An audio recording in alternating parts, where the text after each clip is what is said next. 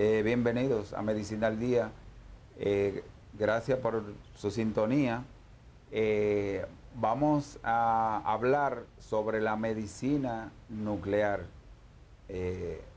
Me imagino que todos nuestros televidentes estarán preguntándose qué es lo que es la medicina nuclear. Pues trajimos hoy un experto, quien es el doctor Sammy Sostre, no Sammy Sosa, sino Sammy Sostre, quien entrenó en la Universidad de Johns Hopkins en Estados Unidos y es especialista en medicina nuclear.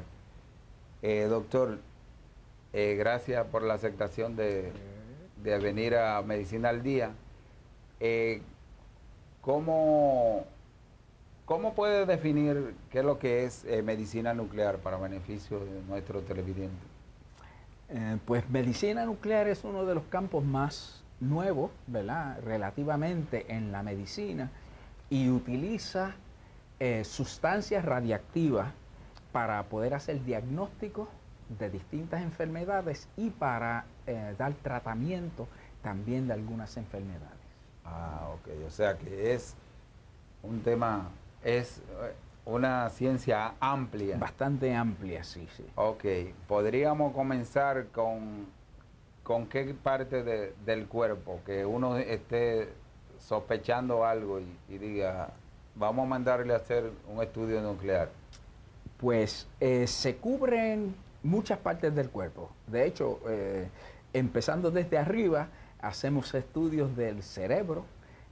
Cuando, por ejemplo, en pacientes que se sospecha que tengan Alzheimer o que tengan un foco epileptogénico y el MRI no lo ha podido demostrar, pues se le puede hacer un estudio de cerebro con medicina nuclear.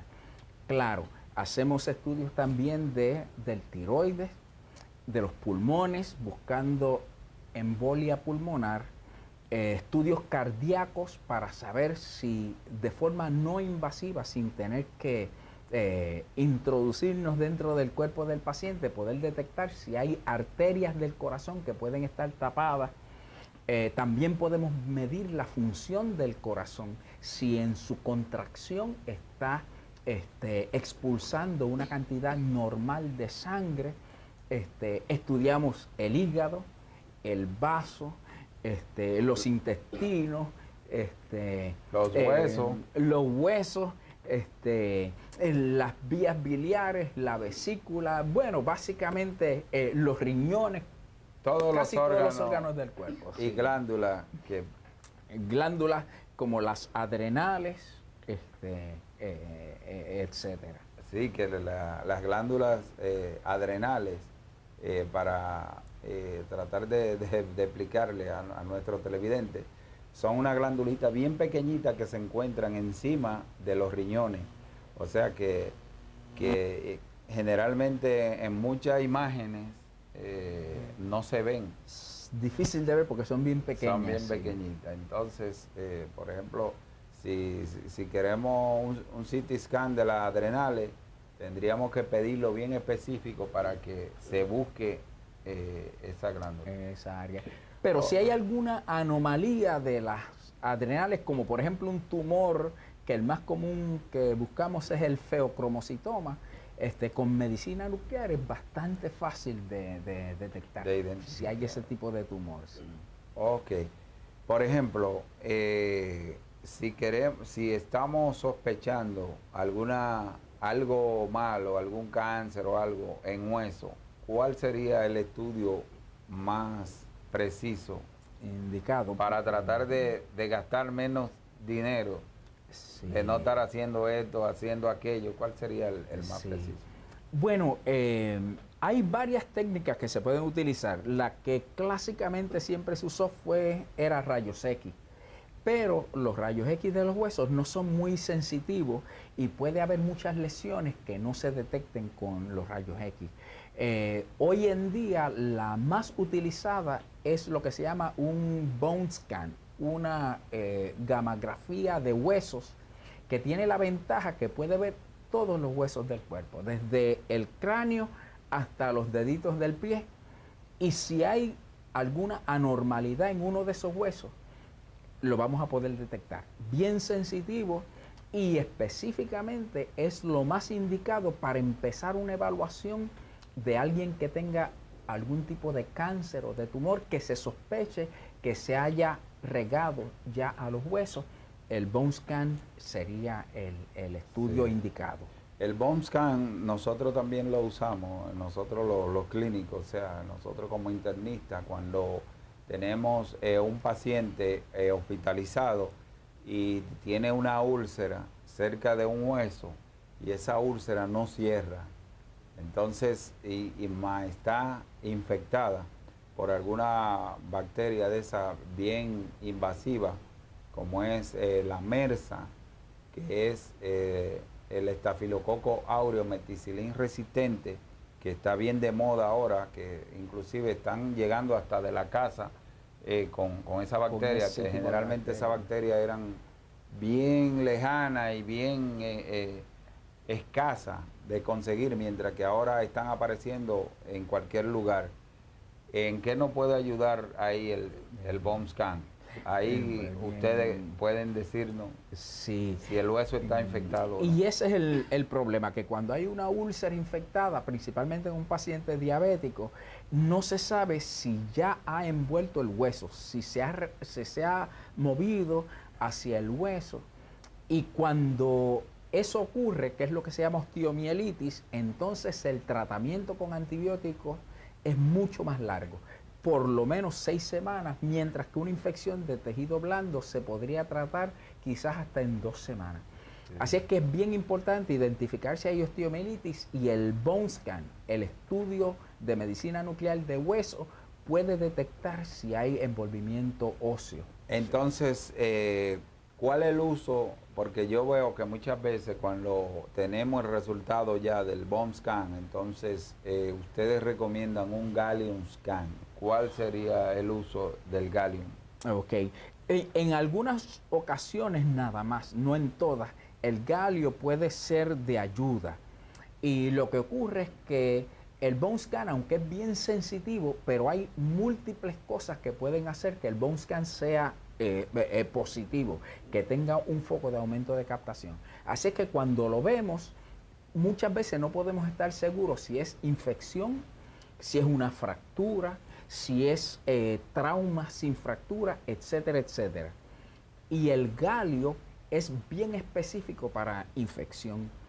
Y si vemos que se acumula mucho galio en la lesión, eso indica que es probable que sea un proceso infeccioso y que sea osteomielitis. El galio también ayuda porque si vemos una cantidad de captación, una intensidad alta, cuando se le dé el antibiótico al paciente, si está mejorando, la captación del galio va a disminuir. Así es que es una buena forma de seguir el paciente y saber si en verdad está respondiendo a los antibióticos, o si no, porque a veces se le da un antibiótico que no es el indicado, y entonces el galio se mantendría positivo y sabríamos que no está respondiendo. Bueno, vamos a hacer una pausa y luego regresamos con Medicina al Día y con el doctor Sammy Sostre, quien es especialista en medicina nuclear.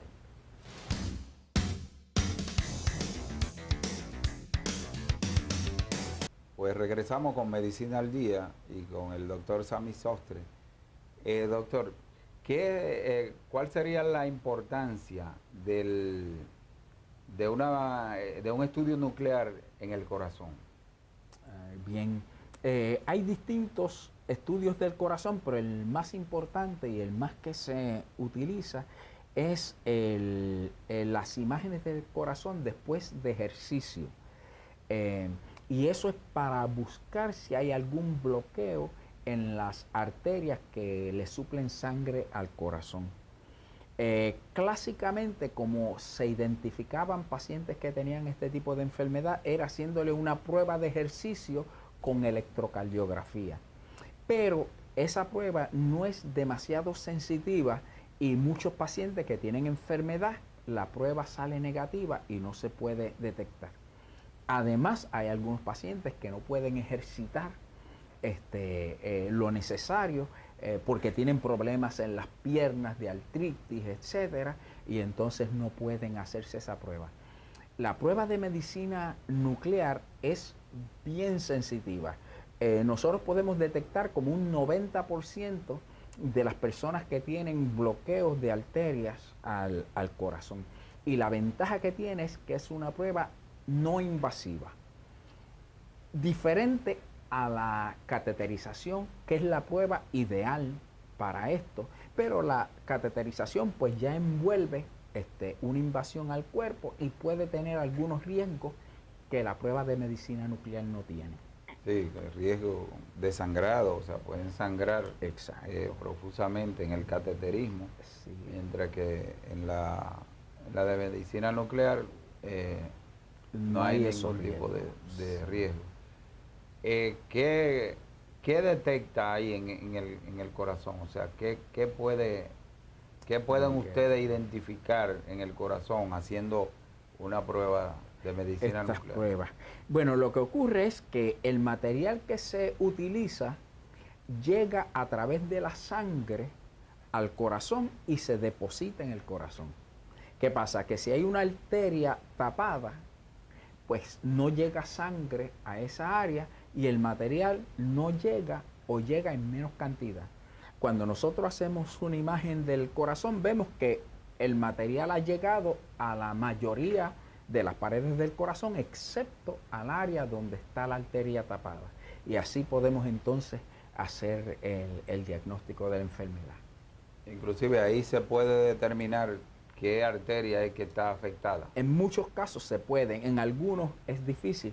Cuando es la que se llama la arteria descendiente anterior izquierda, left anterior descending en inglés, somos bien exactos en decir que esa es la arteria que está tapada. Cuando es la coronaria derecha o la circunfleja es un poquito más difícil, pero en muchos casos sí podemos tener una idea de qué arteria exactamente está tapada. Ok. Otro de los elementos, yo veo que ahora los hematólogos están usando mucho el SPECT scan. ¿Qué importancia tiene eso para ellos? O sea, ¿qué información le puede dar que no le dé el MRI, que no le dé el CT scan convencional? Porque el SPECT es una combinación de CT scan con... Bueno, el SPECT es una técnica donde se hace tomografía del órgano que se está estudiando. Y tomografía es como si uno cogiera un órgano y lo rebanara, hiciera rebanadas y entonces estudiara cada rebanada independientemente, que uno puede obtener más información que ver el órgano completo. Los estudios de corazón que hacemos hoy en día los hacemos con la tecnología de SPECT. Y pues tenemos más información, pero también hacemos SPECT del cerebro. Y ahí es que hay algunas enfermedades. El MRI es excelentísimo para estudiar el cerebro y el sistema nervioso central y es la prueba ideal en la mayoría de los casos. Pero hay algunas condiciones que es más fácil detectar por el SPECT del cerebro que se hace en medicina nuclear, y algunos de los casos son Alzheimer's, enfermedades como epilepsia, buscando un foco epiléptico, y otras enfermedades degenerativas que nosotros podemos ver lesiones donde parte del cerebro ya no está funcionando, sin embargo por CT o MRI está bien porque estructuralmente todavía se mantiene intacto. La esclerosis múltiple o múltiple esclerosis se puede detectar a través... Se puede detectar, pero los cambios son no específicos. El MRI es mejor en esos casos. O sea que es mejor que la medicina nuclear y es mejor que el MRI. El MRI es el mejor, es la prueba mejor. ¿En la tiroide tiene alguna importancia la medicina nuclear? Pues sí, empezando con el paciente que nos preocupa más, que es el que tiene un nódulo en el tiroide. Si ese nódulo es sólido, por sonografía y se le hace una prueba de medicina nuclear, si nosotros encontramos que ese nódulo es caliente, o sea que concentra mucho material, por lo general esos nódulos son benignos y no tenemos que preocuparnos. Cuando son fríos, que no captan el material, entonces es que hay que preocuparse, y esos son los que se deben biopsiar lo más rápido posible. Ahora, después que se identifica un cáncer de tiroides, la medicina nuclear también sirve para darle el tratamiento. El paciente primero se opera, pero después de la operación necesita en muchos casos que se le dé yodo radioactivo como terapia. Y esas terapias tienen una ventaja, y es que hay pocos cánceres que nosotros podemos decir que se pueden curar como tal. Y el cáncer de tiroides, después de una operación y después del tratamiento con radioyodo, se pueden curar, y esa gente puede vivir 40, 50 años sin tener ningún problema. O sea, esos son pacientes que llegarían con hipertiroidismo, después se convierten en hipo y... Bueno, sí, no necesariamente son hipertiroideos, pueden ser normales, pero como se presentan es que tienen una masa en el tiroides.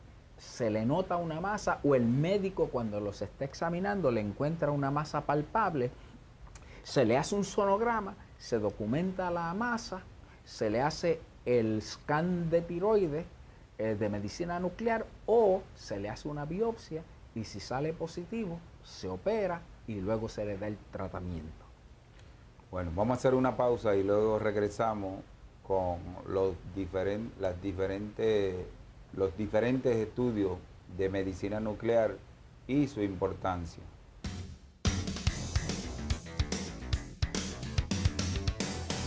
Continuamos con Medicina al Día. Doctor, tengo entendido que cuando usted estaba en entrenamiento en la Universidad de Johns Hopkins, usted inventó un protocolo allá de medicina nuclear en la vesícula. Cuéntenos. Sí. Bueno, es para tratar de diagnosticar una enfermedad que ha sido bien difícil diagnosticar hasta ahora. Y es la función de la vesícula. Y no solo la función de la vesícula, porque es lo que se llama el síndrome post-colecistectomía, que es que el paciente tiene una enfermedad de la vesícula, se le opera y sigue igual. Y sigue con dolor. Okay. Y muchas veces es que lo que se llama el esfínter de Oddi es anormal. Y el esfínter de Oddi es un tipo de válvula. Como una valvulita que está al final del ducto por donde baja la bilis al intestino, y aún después de haber sacado la vesícula, si ese esfínter no abre para que pase la bilis, se queda estancada la bilis detrás en el ducto, distiende el ducto y causa mucho dolor. Así es que después de haberlos operado, estas personas se mantienen con mucho dolor. Y era bien difícil poder diagnosticar la condición de esfínter de Oddi, que si se diagnostica se puede tratar bien fácilmente.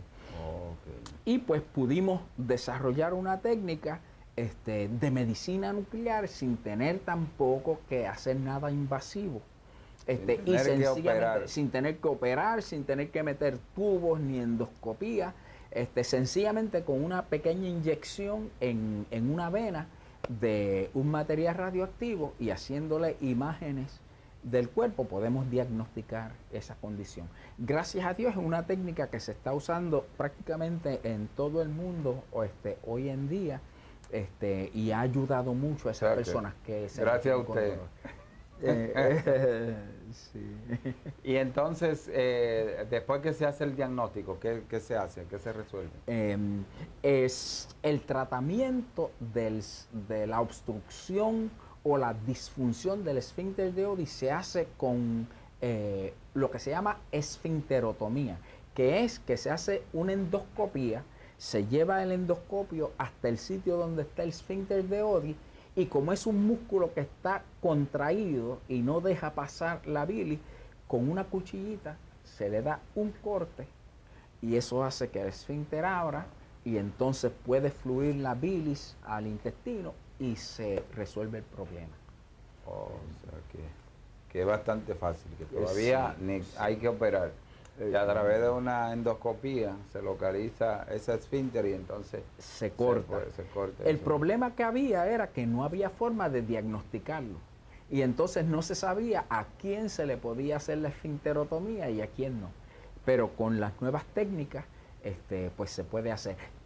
Tengo que decir que se puede hacer el diagnóstico también con otras técnicas, que sería lo que se llama manometría. Pero en la manometría hay que hacer una endoscopía, poner un manómetro que mide la presión del esfínter ahí, y cuando están elevadas se hace el diagnóstico, pero tiene complicaciones como posibles pancreatitis y otras complicaciones. Así es que la técnica de medicina nuclear es no invasiva y no tiene ningún efecto secundario. Bueno, pues ya nuestro director nos está haciendo señas de que el tiempo se nos acaba. Vamos a darle las gracias al doctor Sostre por aceptar la invitación a Medicina al Día y esperamos que este programa haya sido de provecho para todos nuestros televidentes de cómo hacer diferentes tipos de diagnóstico a través de la medicina nuclear.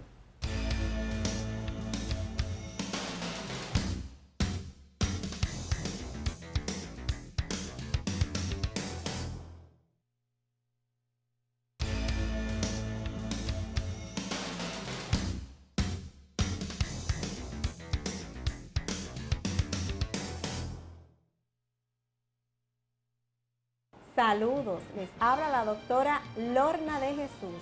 Y tú, estudiante o empleado, si en algún momento necesitaras algún certificado de salud, sabe que puede conseguirlo en el Centro de Medicina Especializada del Dr. Johnny Henry Pérez, ubicado en la avenida Américo Miranda, número 1669, Las Lomas, San Juan, en el horario de lunes a viernes de 8 de la mañana a 3 de la tarde. Los esperamos.